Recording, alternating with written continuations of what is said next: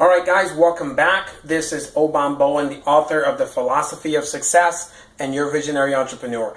And today we're going to talk about the upward thinking spiral. Yesterday, of course, we talked about the downward spiral. And if you remember, definitely in the downward spiral, we got to the position where you enter into paralysis of will. That's where you're basically stuck unless you do something about it. And one of my mentors, in fact, David Berto, says majority of the times people believe they're stuck, and you're not stuck, you're just refusing to move, right? Even though it's hard, I promise you it's worth it. You know, Les Brown always says, if you can look up, you can get up. If you can get up, you can stand up. You stand up, you can walk. If you walk, you can run. And when you run, you can decide how fast for how long. And that really is the nature of what we're going to talk about today after getting to the paralysis of will, because that's where I was. If you remember everything we talked about, if not, and you didn't watch that video, go watch the video before this, which is the downward spiral, where I share a little bit about my story. But where I was in the paralysis of will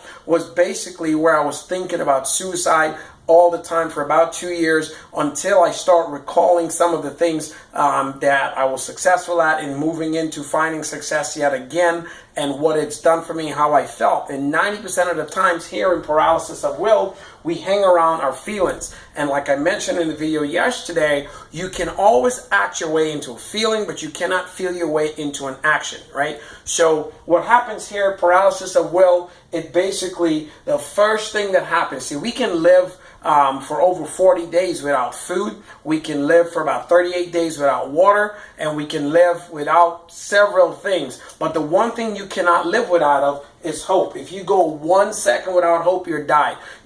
But what's really important here at the paralysis of will, when you start thinking, when you start having hope and a vision to do better and increase in your life again, hope is restored. Once hope is fully restored, then you have you have the ability now to make a conscious decision, because remember, the brain thinks in pictures, words, and emotions. So basically what you see, whether it's physical in front of you or in the vision of your mind, since we are the only beings that are created with vision, meaning that we can see things that are not here today into tomorrow and work towards it, hope gives you that. Once you have hope, then basically the hostility is now reduced, because you have a goal to which you're working on, and then you have increased worth. So your self-worth is what's most important to you, and in increasing that, when you increase your worth and you basically reduce your hostility to become a normal function, motor operation individual, remember those 60,000 thoughts going through a day, if you start focusing on the positive ones, or the ones that are giving you hope,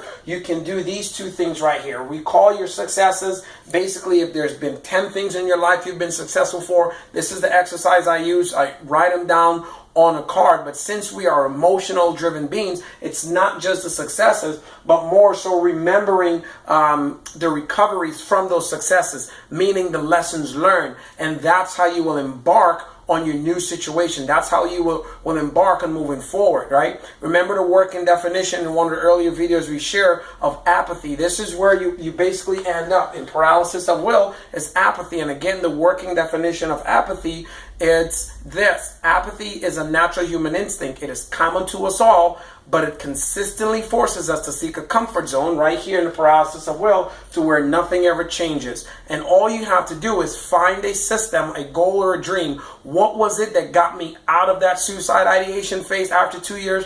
And find a hope in looking forward to life and moving. It was my two daughters, my two beautiful, now 15 and 13-year-old girls, was my hope, restored hope to work for them and make a life for them, to be able to give them the life that they deserve, that they're having today. That's what restored my hope. That's what took me out of the paralysis of will, or stop feeling sorry for myself, or whoa, this is me kind of thing. So when that happens, like I said, hope is increased, hostility is reduced, but then your worth and increased purpose is there. And what was it that actually did it for me? A good friend of mine called me and introduced me to network marketing, to work as a Marine in an anti-aging company. I told him, look, brother, Marine and skincare does not go together. But after I got myself through that, see, that was one of those other comfortable things I wanted to say to myself and remain paralyzed in my will to do anything.